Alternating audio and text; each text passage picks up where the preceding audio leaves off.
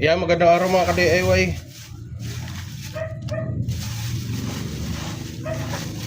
Yan, may mga bearing pala ako dito para sa hub to, wheel hub ng CBR ko.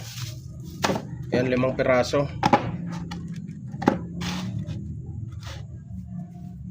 Pag ganito pala mga ka-DIY na bagong bili ko yung bearing, ang ganito yung ginagawa ko, rinirepack ko siya. Ayan, rinirepack ko yan.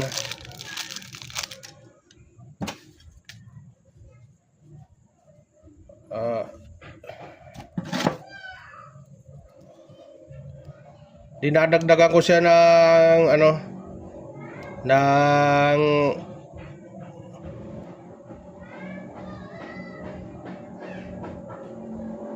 dinadagdagan ko siya ng grasa. Kasi tingnan nyo yung stock. Oh. Halos walang laman.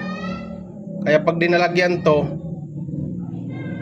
mabilis kalawangin. Kaya lalagyan ko siya ng grasa.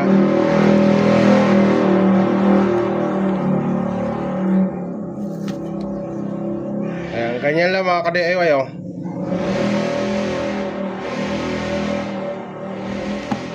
Mabilis kasi kalawangin yan, lalo na pag laging nabababad yung motor sa tubig, laging lumulubog.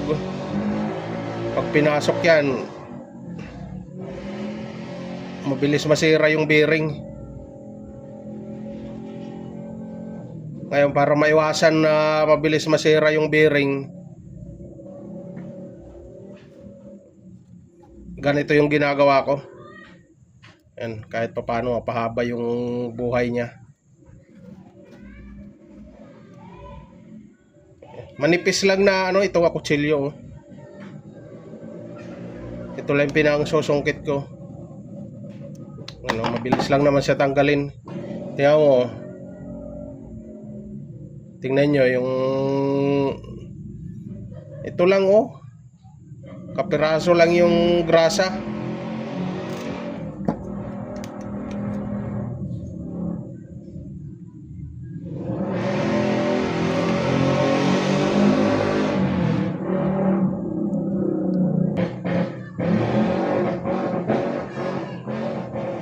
Yan, kaya mas maganda talaga ma-repack, malagyan man lang ng bearing ay ng grass. Mas maganda talaga i-repack mga ka-DIY para madagdagan man lang ng grasa. Yan, isa. Yung mga bago to, ayan, silyado pa yan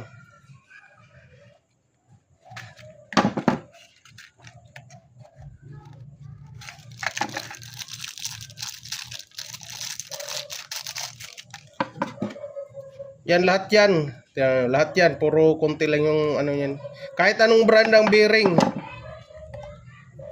halos ganyan lang yung paglagay nila ng ng grasa.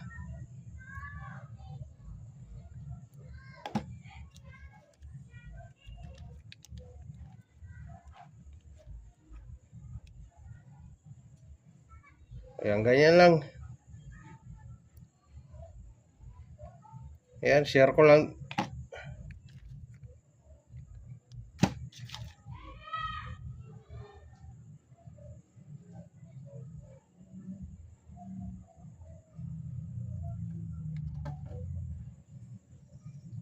Ayan, bali ganyan lang mga ka-DIY. Pinakita ko lang na ganyan lang ako mag-repack ng bearing. Ganyan ko rin i-repack bago ikabit.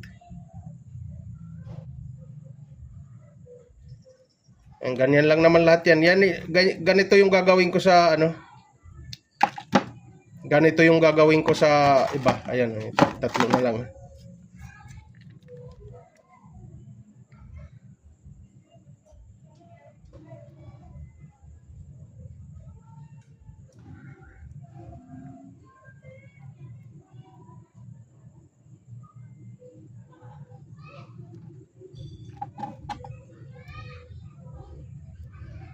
Yan. Yan, bali ganun lang mga DIY. Di ko na ipapakita lahat dahil parehas lang naman yan. Ayan, mas maganda ganyan yung gawin pag bagong bearing para iwas kalawang. Ayan. Para dito pala yan mga DIY. Ayan. Pininturahan ko kasi yan tapos tinanggal ko lahat ng bearing. Kaya pinalitan ko na rin bago. Mayroon ako nito video mga kadewe, di ko lang alam, parang wala pa yata isang taon mayroon akong pinalitan na bearing yan dyan. Di ko alam kung yung harap o yung likod. Ayun. Kaya lang dahil binaklas ko, di ko na ibabalik yung tinanggal ko kahit medyo bago pa. Mas maganda bago na rin para kahit papano matagal yung gamit. Ayun. Ayun lang. Ganyan magandang gawin mga ka-DIY para kahit pasukin to ng tubig, hindi kagad mangangalawang.